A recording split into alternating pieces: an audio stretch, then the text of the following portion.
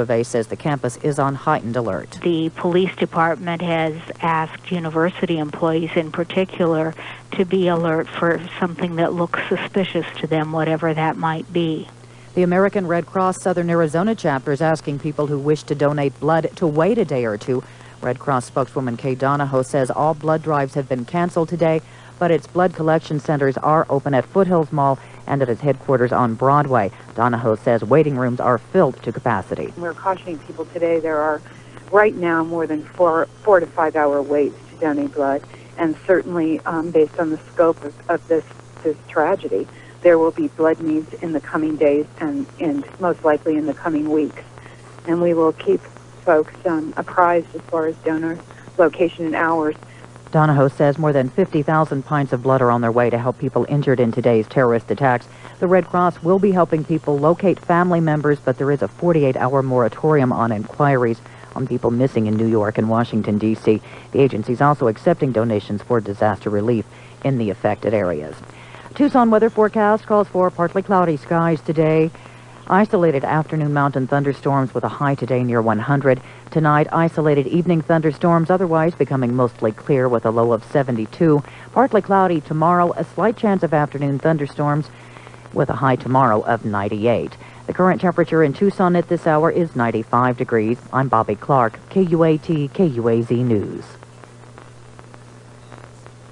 You're listening to KUAT FM 90.5 and 89.7 in Tucson. We now continue with coverage of the terrorist attack on the United States in New York City, at the Pentagon in Washington and in Pennsylvania, from the BBC World Service in London. American citizens. There's also been statements of resolve as far away as Brussels, where the NATO headquarters was also evacuated. NATO nations will be meeting to discuss possible coordination with this new threat of terrorism. What possible changes can we expect? Well, joining us now from Little Rock, Arkansas, is General Wesley Clark, the former NATO Supreme Commander. First of all, General Clark, your reaction to today's events? Well, it's a terrible, terrible tragedy. It was a senseless and cowardly attack, and there's no telling how many people have been killed and injured in this. But it's clear that there was coordination, there was collusion. The people that did this have bases somewhere. It was well planned and well organized, and it will not go unanswered by the United States. It's an act of war, and it's been seen as an act of war by all of the significant political leaders and spokesmen in the United States. And so the United States is going to have to respond to this. And it seemed very much to be an attack on the United States and the symbols of America's global power, and yet we still saw an evacuation of the NATO building. Why is that? Simply preventive measures? Well, I don't have any specific information to tell me why that decision was made, but I can imagine that it would be made simply because the NATO buildings are also symbolic of the West, of the United States, and Western leadership. And of course, under the NATO treaty, an attack on one nation is an attack on all NATO members. I don't know if the people who did this really understand the full consequences of what they've done, but I certainly foresee an enormous improvement in international cooperation and cohesion and resolve to go after the source of this and attack it and destroy it. So what form would that take? Well, I couldn't make any speculation on that. Obviously, the first thing that people in the United States are concerned about is to take care of those who have been injured here, their families, to find out exactly what's happened, to assess and bury those who are no longer going to be with us. Beyond that, it'll take probably some time for the full scope of this to be understood and to determine who did it. And then we'll have to weigh what the appropriate measures are. Are they international law? Can we rely on international law to do this? That would certainly be the first recourse.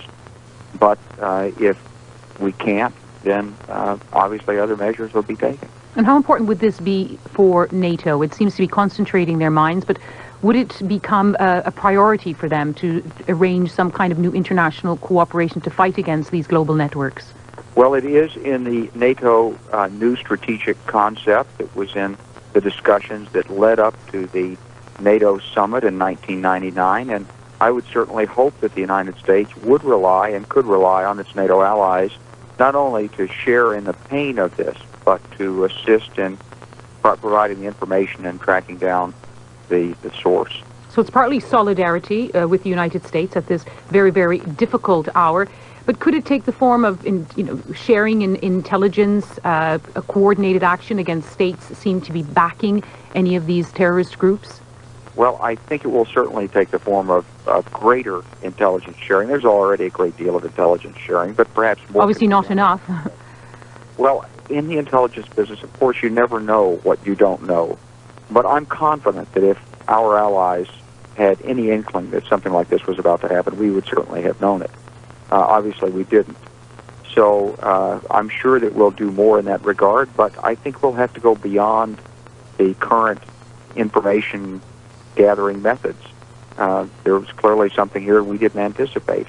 Indeed, some hard questions have to be asked about how there was this huge, it has to be described as a huge gap in security in the in intelligence gathering in the United States. Well, I think before the finger pointing can start, I think we really have to fully assess what this is. But when we look at the needs for information, we also have to understand that there are limits to what can be learned. And a circumstance like this, we know that there are a number of threats out there a number of groups who've issued threats against the United States. And we have more or less worked defensively against them. I think what you'll see is that the American public and the political leaders in the United States now believe that purely defensive measures are no longer enough, that more preventive, proactive measures are going to be required. General Wesley Clark, former NATO Supreme Commander, thank you very much for joining us from Little Rock, Arkansas.